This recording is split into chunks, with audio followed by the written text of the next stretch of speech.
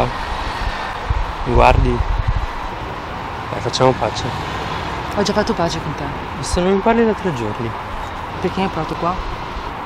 Perché so che ti piace. Peccato che ne ho portato anche i tuoi amici.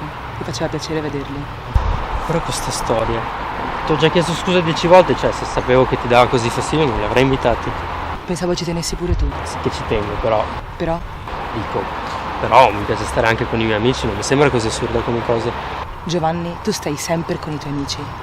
Sempre. Te lo giuro, siamo la coppia che conosco che sta meno tempo insieme. Perché tu vuoi essere come le coppie che conosci? Tipo Cerami e Bea che stanno sempre insieme. Che hanno l'Instagram di coppia, che si mettono le stesse scarpe. Vabbè, lasciamo perdere. Senti Eva, potresti provare anche tu, non lo so, a farti. Delle amiche? Intendevo proprio questo. Però l'hai pensato. Lasciamo perdere che è meglio. No, non lasciamo perdere. Sicura? Sicura?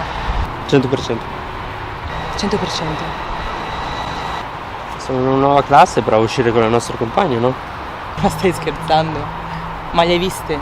Io ho provato anche a uscirci insieme dopo scuola. Parlano sempre tipo di manga e di K-pop. K-pop? Sì, è tipo un pop sudcoreano. Hai mai visto i balletti? No. Vabbè, è una merda. Vabbè, ok, però potresti uscire in cortile a ricreazione e andare con quelle delle altre classi. Cioè non è che puoi sempre stare chiusa a mangiarti la schiacciatina. È bello stare con te, Eva.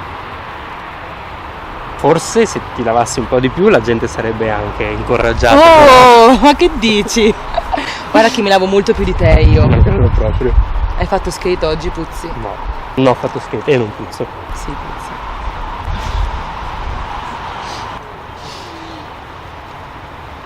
Ok.